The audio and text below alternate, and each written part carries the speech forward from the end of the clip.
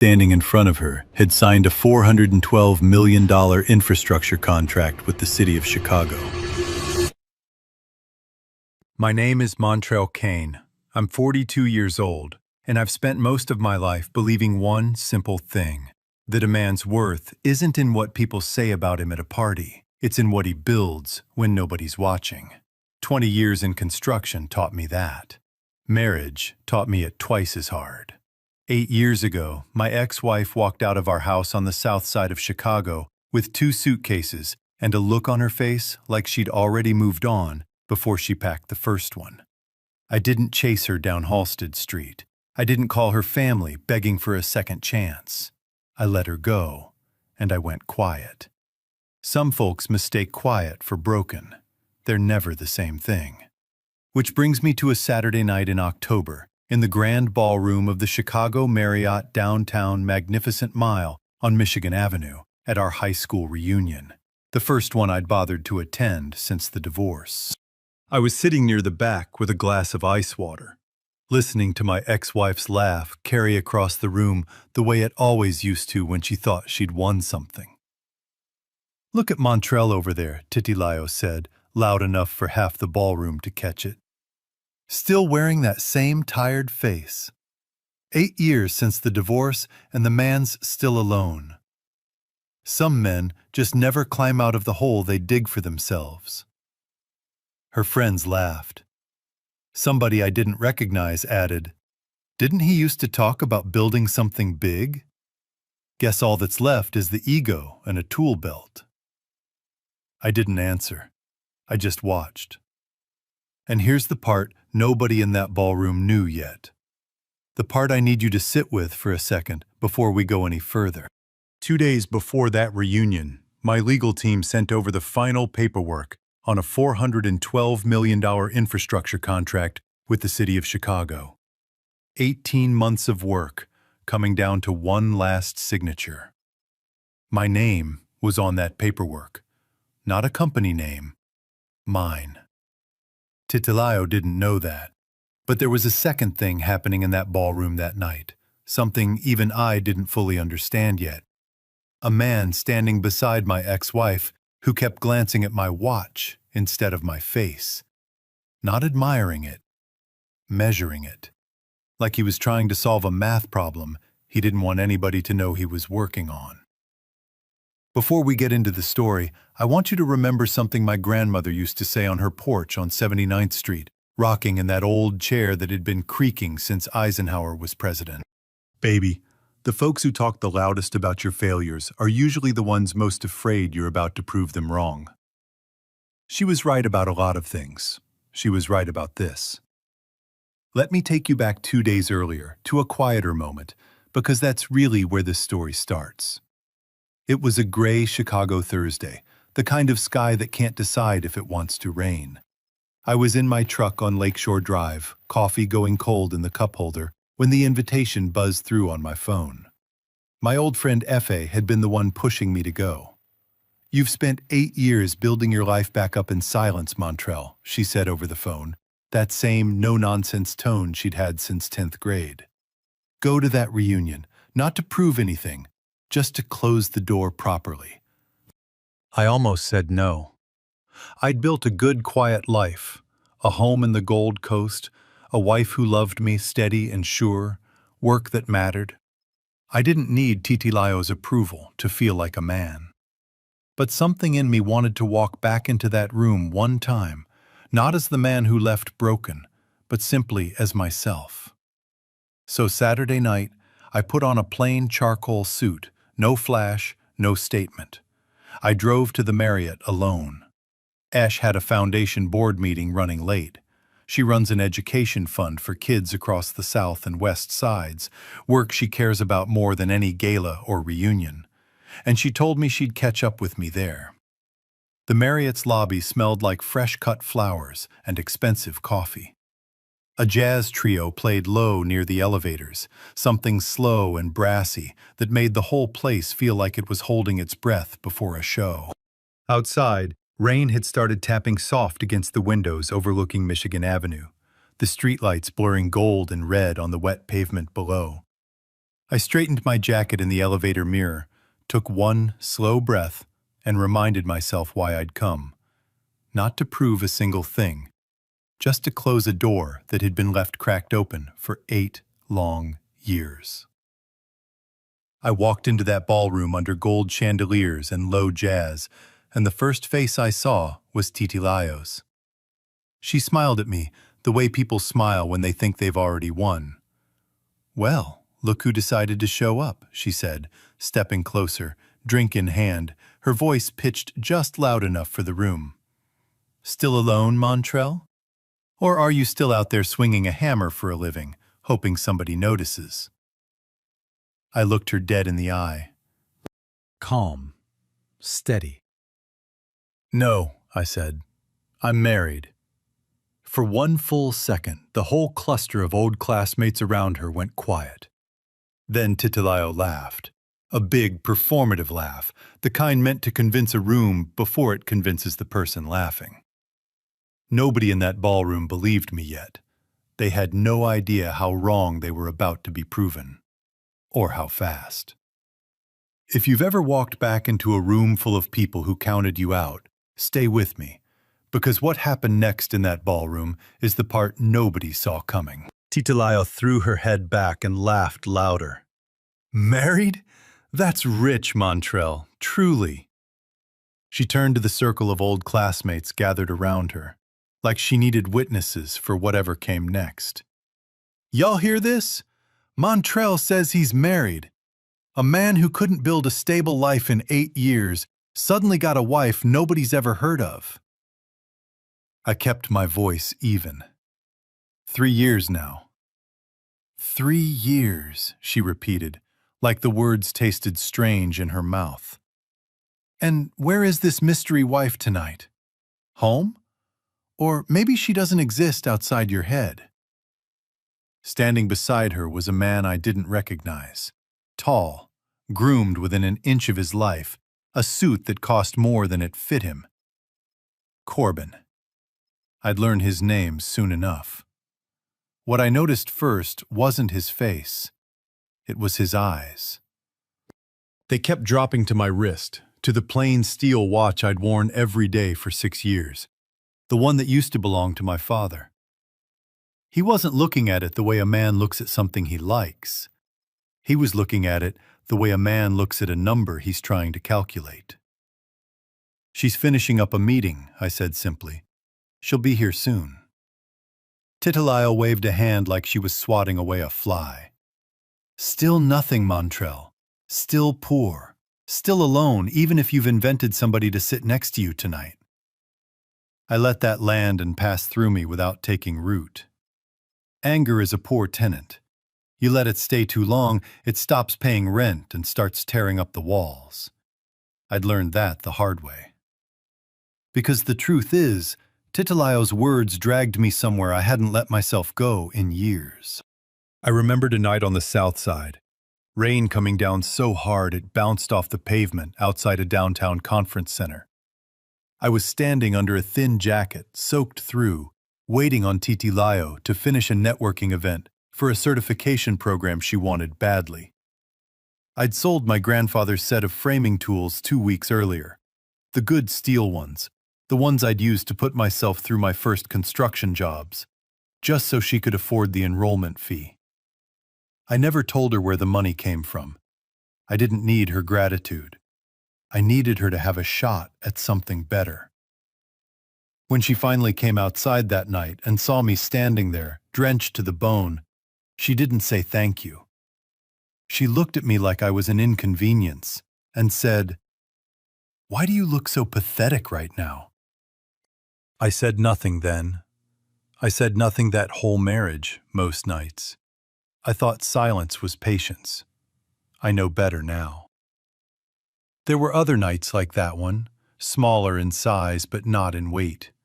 The year I picked up double shifts on a warehouse renovation in Bridgeport just to cover the deposit on her sister's wedding gift, and she told her mother it had been her idea, her money. The Thanksgiving I drove 4 hours round trip to fix her cousin's water heater for free because it makes the family look good, and came home to a cold plate on the counter and a closed bedroom door. None of it had felt like sacrifice at the time. It had felt like love, the only way I knew how to speak it. I understand now that a man can pour his whole self into a cup somebody else has already decided not to drink from. Corbin leaned toward Titilayo and murmured something I couldn't quite hear, his eyes flicking to me again. A quick, calculating glance, gone as fast as it came. Titilayo didn't seem to notice. She was too busy performing for an audience that was slowly losing interest. My wife had a late meeting downtown, I said again, steady. She'll be here. Sure she will, Titilayo said, rolling her eyes toward her friends for approval. A whole imaginary wife. That's almost sad, Montrell. Almost. I checked the time. Esh's meeting should have wrapped 20 minutes ago. Titilayo just humiliated a man in front of an entire ballroom over a wife she was certain didn't exist. Team Montrell, staying silent and letting the truth do the talking. Or Team Titilayo, because at least she says exactly what she thinks? Comment Team Montrell or Team Titilayo. Pick one. We're counting. Titilayo turned back to me, emboldened by her friend's laughter. You know what the saddest part is? You actually thought you'd amount to something. All that talk back in school about building something real. And look at you. Same tired suit, same tired face. Some men just don't have it in them. I thought about all the years I'd spent believing that if I just worked hard enough, long enough, quiet enough, she'd eventually see me.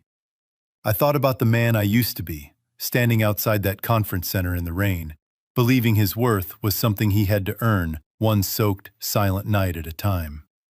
I wasn't that man anymore. I hadn't been for a long time. Titilayo just hadn't gotten the memo.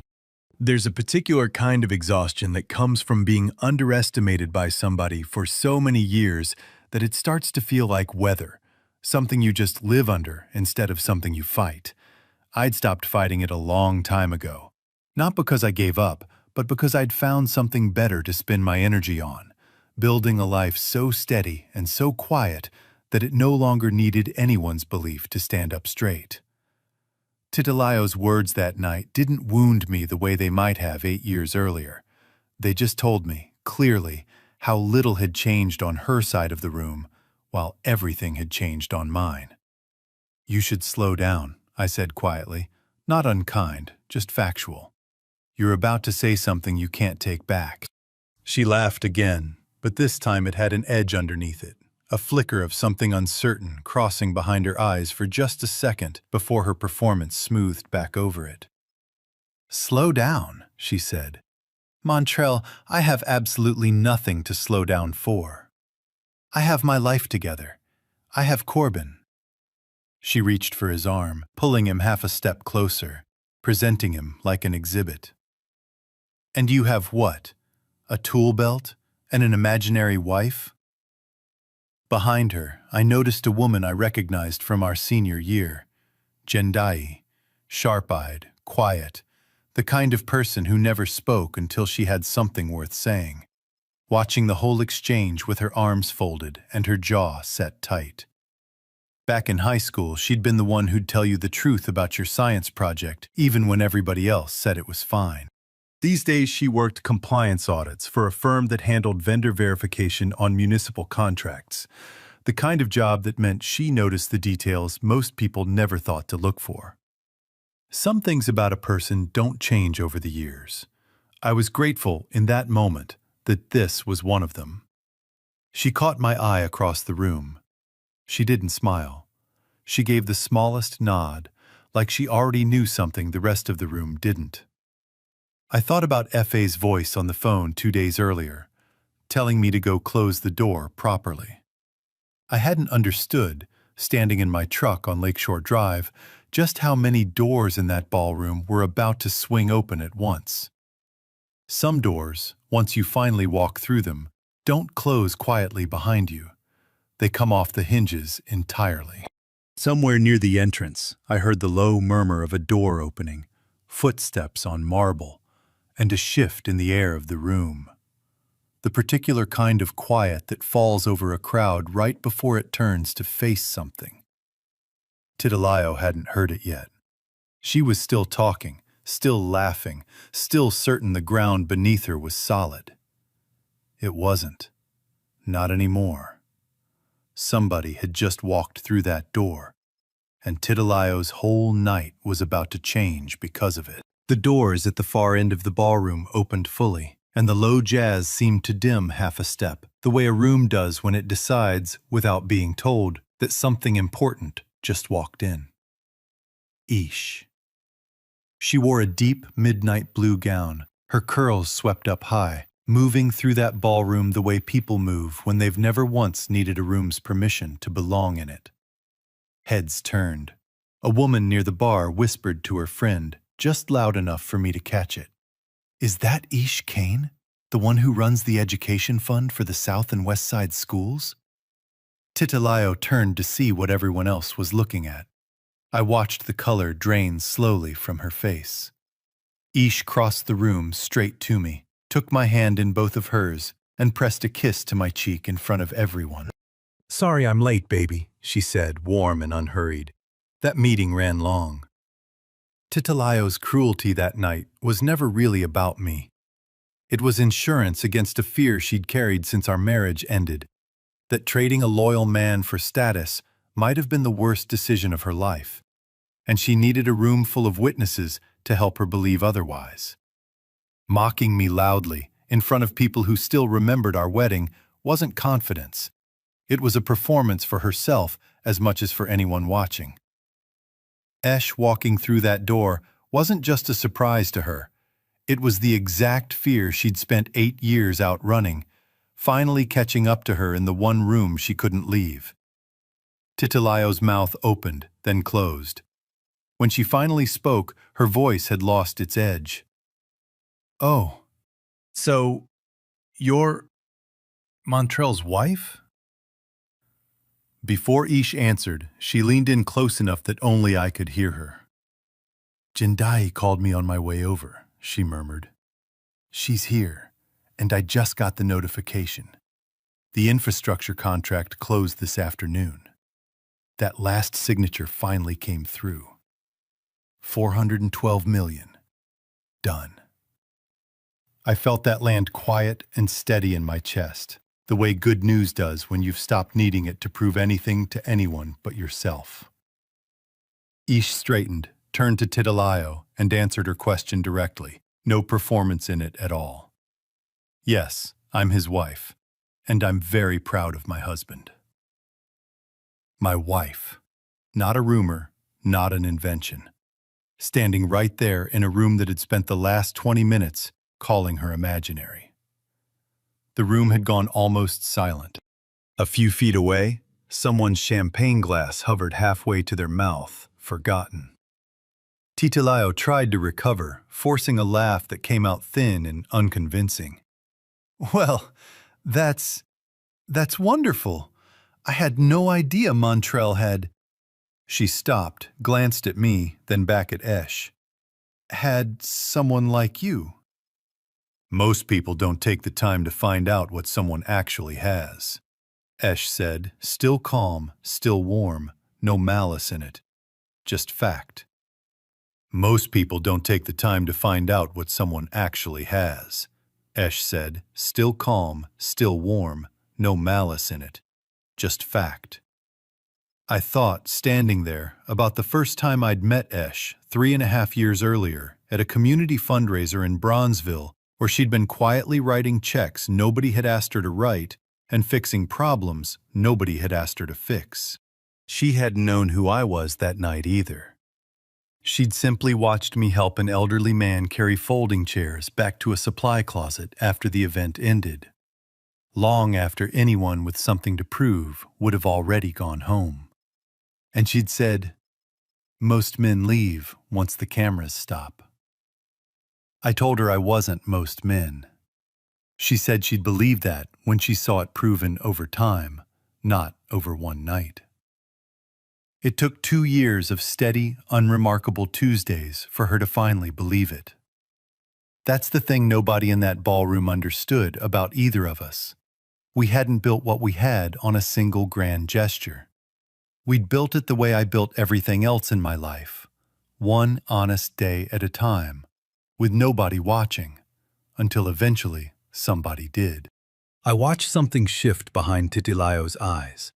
Not full understanding yet, but the first crack in the foundation. She looked at me, really looked, maybe for the first time in 8 years, and I could see her running numbers she didn't have access to. The tailored suit that wasn't flashy, but wasn't cheap either. The watch Corbin kept eyeing. The woman standing next to me, who half the room recognized on sight. "So," Titilayo said carefully, testing the ground, "what exactly do you do now, Montrell? Still in construction?" "I run a construction and infrastructure company," I said simply. "We just closed a contract with the city. I didn't say the number. I didn't need to. Some truths don't need volume. They just need time to sink in."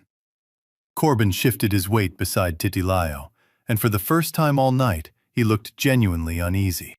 He'd spent the whole evening measuring me up like a problem to be solved, and now the math wasn't adding up the way he'd expected. A man who reads other people for a living, for whatever living he actually made, knows the exact moment a room turns against him. Corbin knew it. He just wasn't ready to admit it yet. He leaned toward Titilayo and said something low, just for her. But I caught the tail end of it. Didn't say anything about him actually having money. Titilayo shot him a sharp look, a silent warning to keep his voice down. But it was too late. I'd heard enough to understand that whatever Corbin had promised her, it had never once accounted for the possibility that I might be the one standing taller by the end of the night. That's great," Titilayo said, her voice climbing an octave too high. "Really great, Montrell. I'm happy for you." She didn't sound happy.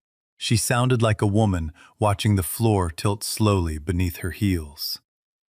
I thought about the version of myself who used to stand in rooms like this, waiting for exactly this kind of validation, the moment someone finally looked impressed. I used to think that moment would feel like winning. It didn't. It felt like nothing at all, which was its own kind of freedom. Esh's hand stayed warm in mine. Across the room, Jendai was still watching, arms folded, waiting for something. I didn't know yet exactly what she knew. I only knew, from the look on her face, that Titilayo's night was not close to being over. "You know," Titilayo said, trying to steady herself, forcing brightness back into her voice, "we should all catch up properly. Corbin and I would love to hear more about the business, wouldn't we, Corbin?" Corbin didn't answer right away. He was still watching me the way a man watches a door he suspects is about to open onto something he doesn't want walked through.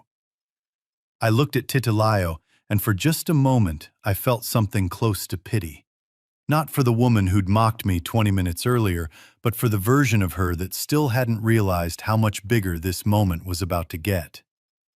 She'd spent the whole night building a story about how far I'd fallen, and she was still, even now, trying to find a way to make that story true. It's a strange thing, watching someone cling to a version of you that stopped existing years ago, the way a person keeps reaching for a light switch in a room they don't realize has already been remodeled. She still doesn't know how much she doesn't know, I thought. A server passed with a tray of champagne, and somewhere behind me I heard someone murmur the name of the scholarship fund at our old high school, the one I'd funded quietly for 6 years, the one nobody in that room, including Titilayo, had ever connected to my name. Jendai had heard it too. She glanced at me once, like she was asking permission. I gave her the smallest nod back. Whatever she was about to say, Titilayo's night was about to get a great deal harder. She thought the hardest part of the evening was already behind her. She had no idea it hadn't even started yet. Jendai didn't wait for an invitation. She crossed the room with the steady, unhurried stride of someone who'd been waiting years for the right moment to say something out loud. Titilayo, she said, her voice carrying clean and clear across the circle of onlookers. That's enough.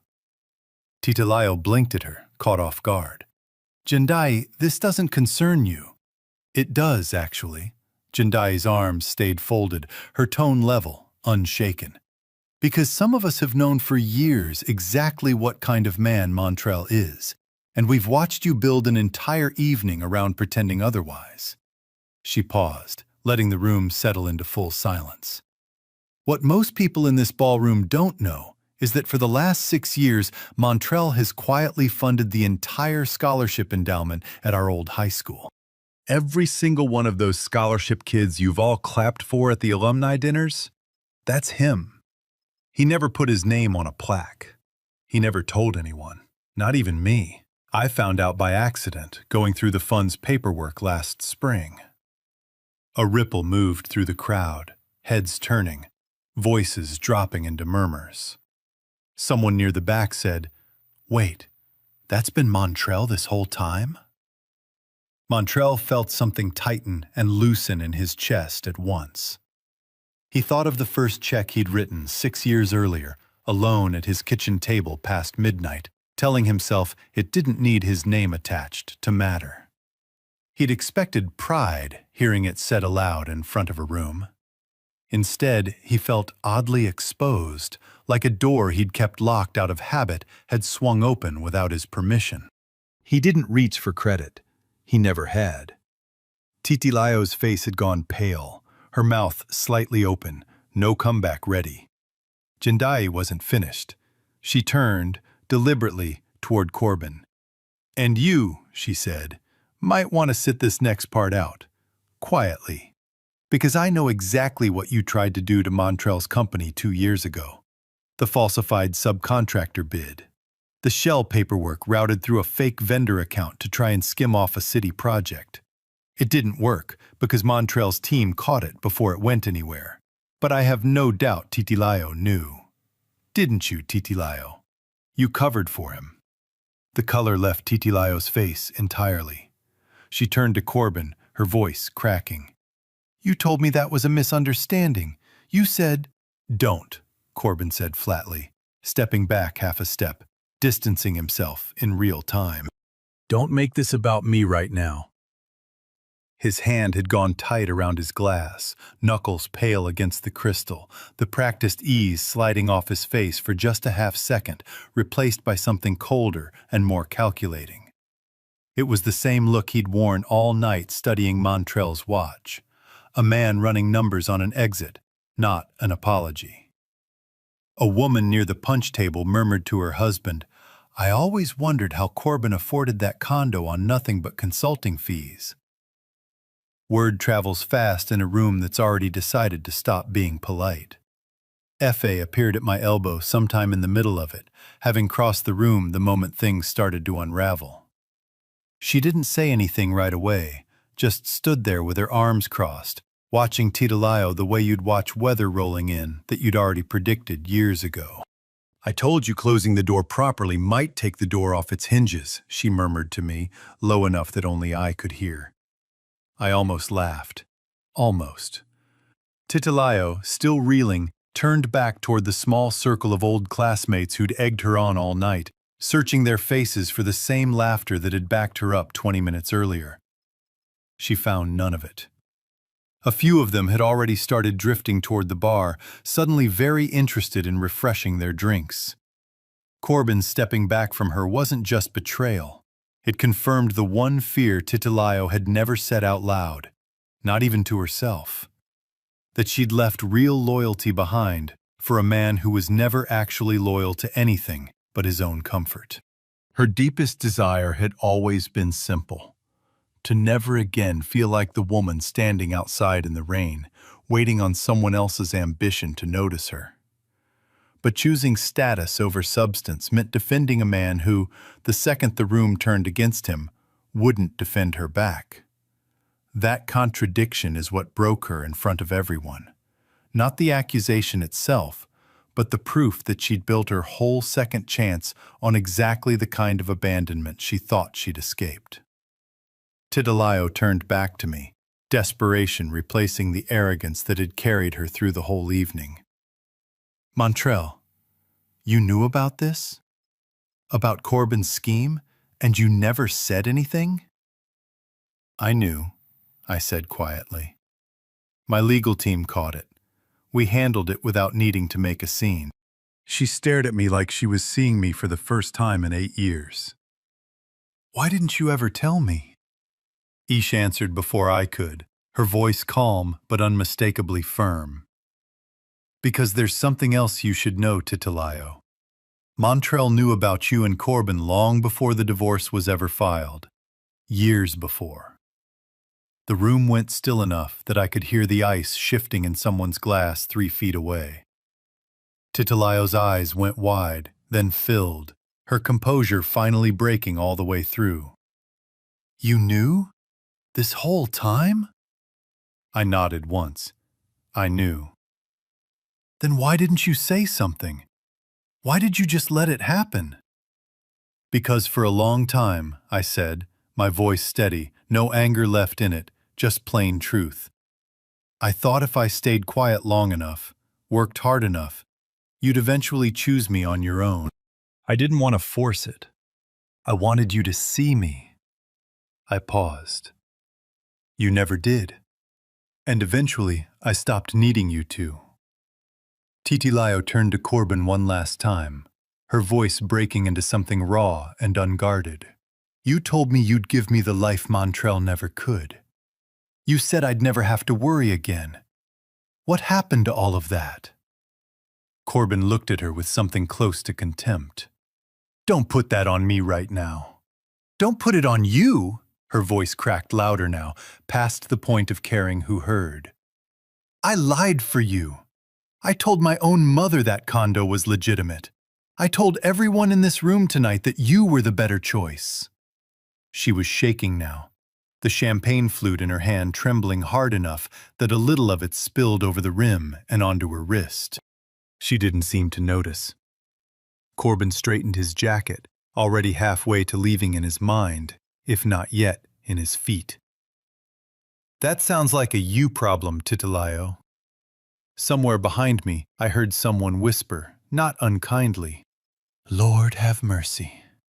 The way older folks do when they've just watched a slow-motion collision they saw coming from a mile off.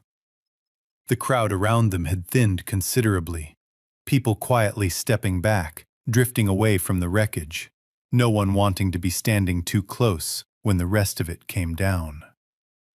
A few of the old classmates who'd been laughing loudest 20 minutes earlier were now studying their shoes, or their drinks, or the middle distance, anywhere but Titilayo's face.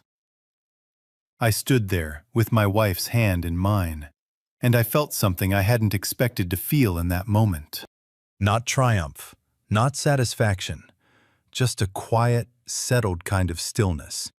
The feeling of a door finally closing all the way after being left cracked open for 8 long years. I thought about all the nights I'd imagined this moment differently. Imagined myself saying something cutting, something that would land the way her words used to land on me. Standing there in that ballroom, the words never came, and I realized I didn't want them to. There's a version of justice that shouts, and there's a version that simply stands still while the truth does the work for you. I'd spent 8 years learning the difference. Titilayo wasn't looking at me anymore. She was looking at the wreckage of her own evening, scattered across the marble floor of a ballroom on Michigan Avenue, in front of everyone she'd once wanted so badly to impress. Jindai stepped back beside me for a moment, her voice low, just for us. "I probably should have said something years ago." "You said it exactly when it needed saying," I told her, "not a minute before." F.A. squeezed my shoulder once, a small, wordless gesture that said more than any speech could have. Some friendships don't need much said out loud.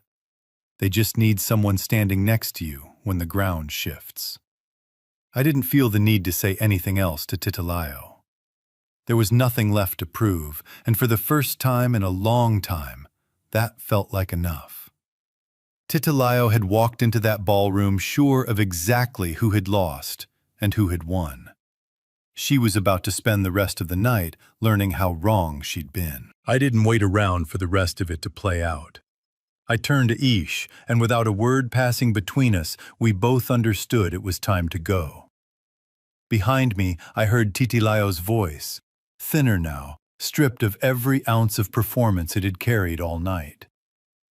"Montrell, wait. Please, just wait a second." I didn't turn around. We walked out of the Chicago Marriott downtown Magnificent Mile into a clear October night. Michigan Avenue quiet except for the occasional taxi rolling past and the wind coming soft off the lake. I opened the car door for Ish, the way I always do, and we drove north along the Magnificent Mile, past the storefronts glowing gold in the evening light, toward home in the Gold Coast. Neither of us spoke for a few blocks. I kept both hands steady on the wheel, watching the lit-up storefronts slide by. A bakery closing up for the night. A doorman under an awning checking his phone. Ordinary Chicago going about its ordinary evening, entirely unaware of what had just happened 3 blocks south. There's something grounding about a city that keeps moving, no matter what's just fallen apart or come together inside one of its ballrooms. I thought about her father then, a retired electrician who'd spent 30 years wiring houses on the West Side before his knees finally gave out on him. She'd told me once, early on, that she hadn't fallen for me despite the tool belt. She'd fallen for me because of it. Because she'd grown up watching a man come home with calloused hands and call that a good day's work. It wasn't nostalgia when she said it, it was recognition. Esh finally broke the silence, her hand resting lightly on my arm. "You never told me the whole story," she said. "About knowing, about the notebook." I glanced at her. "What notebook?" "The one in the bottom drawer of your old desk," she said gently. "I found it 2 years ago, cleaning out the study. Pages and pages of things Titilayo used to say to you. Every insult, every put-down. Dated, almost like you were keeping records." She paused. "I never brought it up. I wasn't angry. I just didn't understand it, not until tonight." I kept my eyes on the road for a moment before answering. I wasn't keeping it to use against her. I was keeping it so I wouldn't forget who I used to let define me. I exhaled slowly. Every time I thought about giving up on myself, I'd read a page. Not for the sting of it, for the reminder, never again. I could still recall the exact weight of that notebook in my palm on nights I don't like remembering. Flipping to a page dated some ordinary Tuesday, reading her old words back to myself like scripture I needed to disprove. It never once made me hate her. It just made sure I never mistook her voice for my own. Esh squeezed my hand. "You could have thrown it away tonight, after all that." "I might now," I said. "I think I finally don't need it anymore." Outside, the lake wind pushed faint static through the cracked window, and neither of us spoke for a moment. I thought about all the nights that notebook had been the only honest conversation I was having with anyone, myself included. Strange, carrying proof of your own worth for years without ever showing it to the one person who might have shared the weight of it. My phone buzzed once in my jacket pocket at a red light on Oak Street. I glanced at it out of habit more than curiosity. A text from a number I hadn't saved, though I recognized it instantly. Titilayo. "I'm sorry. For tonight. For a lot of things." I looked at it for a long moment, the light still red, the wipers ticking once across a windshield that didn't need it. Ish glanced over, not asking, just present. "You don't have to answer that tonight," she said quietly, "or ever if you don't want to." "I know," I said. I put the phone face down in the cup holder. Some doors don't need slamming shut. You can just let them ease closed on their own weight. and that's its own kind of answer. We didn't say much else the rest of the drive. Some silences don't need filling. They're already complete on their own. The streetlights along Lakeshore Drive blurred past in long gold streaks, and somewhere out past the buildings, I could just make out the dark line of the lake against a darker sky. Chicago has a way of looking especially honest at night. No pretense left in it, just the water and the wind and whatever's true underneath. I rolled the window down an inch, just enough to let the cold lake air in, and something about it felt like exhaling a breath I'd been holding since a ballroom 3 miles behind us. When we pulled into the driveway, the porch light was on, the way Esh always leaves it, warm and steady against the dark. I sat in the car for a second longer than I needed to, just taking it in. The quiet street, the house we'd built a real life inside of, my wife waiting beside me instead of walking ahead of me. "You okay?" she asked. "Yeah," I said, and I meant it. "I think I actually am." Inside, I didn't turn on the lights right away. I stood in the hallway for a moment, listening to the house settle around me, the furnace kicking on somewhere below, the small, ordinary sounds of a life that had nothing left to prove to anybody. Esh went to put the kettle on, the way she does most nights, whether we need tea or not. It's less about the tea and more about the ritual of it, the 10 quiet minutes standing together in the kitchen before the day's finally allowed to end. I sat down at the kitchen table, the same worn oak table we'd bought secondhand our first year together, the one with a faint water ring near the edge that Esh always says gives it character.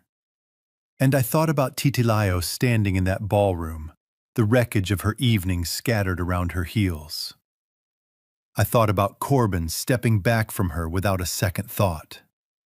I thought about 8 years of silence, of quiet work, of choosing not to explain myself to anyone who'd already decided who I was. I thought, too, about the man I used to be at this same table, back when it sat in a smaller apartment on the south side, doing math in his head at 2 in the morning, trying to figure out how to make a single paycheck stretch across 2 people's expectations. That man would not have believed this kitchen, this quiet, this woman across the table from him. I was grateful sitting there that I hadn't needed him to believe it. I'd just needed to keep showing up for it, one ordinary evening at a time, until it became real enough to sit inside of. I thought about my grandmother's porch on 79th Street, the way she used to say a man's worth lives in what he builds when nobody's watching. I'd spent 8 years testing whether that was true, half hoping it wasn't. Sitting at that steady oak table, I finally believed her all the way through. Not as a saying anymore, but as something lived. Esh set 2 mugs down, sat across from me, and didn't ask me anything else that night. She just let the quiet sit there with us, comfortable and unhurried, the way good quiet does between 2 people who've already said the parts that mattered. Sitting there with the kitchen lamp humming low and Esh's hands wrapped loosely around her mug, I understood something the ballroom would never see. Everyone back at that reunion would remember the gasps, Titilayo's face going pale, the whole spectacle of it. But none of that was actually the part that mattered to me. What mattered was this: an ordinary, quiet kitchen at the end of an extraordinary night. A woman across the table who'd never once needed me to prove anything to earn her love, and enough peace in my own chest that I didn't feel the pull to replay a single second of what had just happened 3 miles south of here. I was simply, finally, home. But there was still one conversation left to have. The one that would finally put the whole 8 years to rest. The next morning, I stood out on the back porch with a cup of coffee, looking out toward the trees a few blocks over that lead down to Grant Park. The sky doing that pale, washed-out gray Chicago does so well in October. Somewhere down the street, a neighbor's dog barked twice at the mail carrier and then thought better of it. Ordinary sounds, ordinary morning, the kind I used to take for granted before I understood how rare a peaceful morning actually is. Ash came out a few minutes later, wrapped in the old cardigan she refuses to throw away, no matter how many new ones I buy her, and handed me a second cup, even though I already had one going cold in my hand. She always says a cold cup of coffee is just a reminder to slow down, not a mistake to fix. She stood beside me a while before she spoke. "You knew about the affair for years before the divorce," she said quietly. "You stayed anyway. You kept trying." "I did," I said. "Why?" I thought about it honestly before I answered. Because I believed if I was successful enough, patient enough, quiet enough, she'd eventually see what she had. I thought if I proved myself, she'd finally choose me the way I chose her. I took a slow sip of coffee, watching the steam curl up into the cold air. But somewhere along the way, I stopped needing her to see it. I just needed to see it myself. Esh studied me for a moment, the way she does when she's about to ask the real question underneath the question. "Do you hate her? After everything?" I smiled, small but real. The first easy smile I think I'd let myself have since the night before. "No," I said. "I forgave her a long time ago." What I hadn't forgiven, not until last night, was the version of myself who used to believe he had to earn the right to be loved. The man standing in the rain outside that conference center, thinking soaked shoes and an empty wallet were the price of being worth something. I shook my head slowly. I don't owe anybody proof anymore. Not her, not that ballroom, not even myself.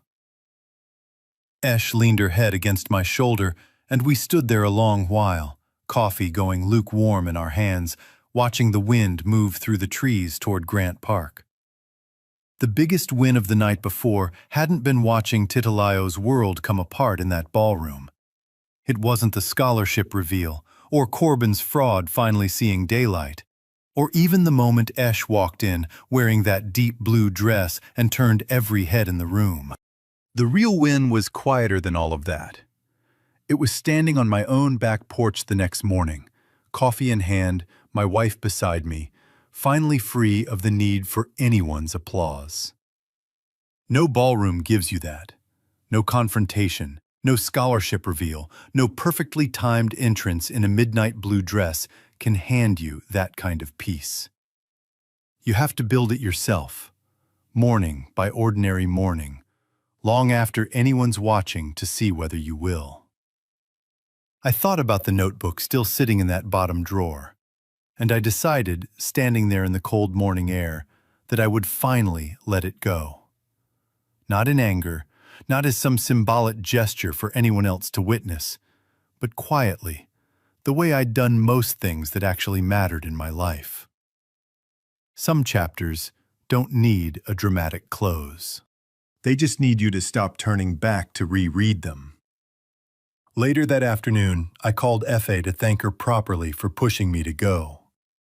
"You knew, didn't you," I said, "that something like this might happen?" "I didn't know the details," she laughed. "I just knew you were finally ready to stop carrying it alone." Then, softer, "Your grandmother would have been proud of how you handled that room, Montrell. Calm as still water." "She used to tell me patience wasn't the same as doing nothing," I said. "Took me about 20 years to understand what she meant by that." "Most of us take 20 years to understand the things our grandmothers said in about 10 seconds, Effie said, and I could hear the smile in it. "That's just how wisdom works. It waits for you." I sat with that a while after we hung up. Some inheritances aren't money or land. Some of them are simply the way a person taught you to carry yourself when the whole room is waiting for you to break. This story reminds us that real healing rarely arrives with fireworks. It shows up in small, deliberate rituals that put your hands to work before grief or doubt gets the chance to spiral. If you're missing someone tonight, pull out the chipped mug you both used on that road trip to the Grand Canyon. Set it on the kitchen table at 7 o'clock And write 3 things you still love about him in a blue spiral notebook from the drugstore. If Saturday mornings have felt too quiet since retirement, invite the youngest grandchild over and bake something simple in your mother's old red Pyrex bowl, using the same wooden rolling pin that's outlasted 3 kitchens. If someone underestimates you at church or across a bridge table, you don't owe them a word of defense. Write it down instead. Fold the page in half and tuck it into the drawer where you keep the old birthday cards. Proof that you noticed and chose to move on anyway. Dignity at our age isn't a speech. It's a Tuesday spent tending your garden instead of tending someone else's opinion of you. It's the porch swing chosen over the argument. The phone call to your sister chosen over the urge to prove a point to somebody who made up their mind about you years ago. Montrell didn't win that night because he had more money than his ex-wife assumed. He won because he'd quietly built a life so steady it no longer needed her approval to stand up straight. That kind of peace is available to every one of us, one small, specific ritual at a time. The soul of these stories comes from human experience, empathy, and courage. AI assisted only in language refinement, so that timeless lessons of justice, compassion, and standing up against wrong could move and educate viewers everywhere. Production team: Story and Screenplay by Quinn Fung. Character development and visual conceptualization by Chris Nguyen. Video scripting and scene adaptation by David Nguyen. A passionate team dedicated to bringing this story to life.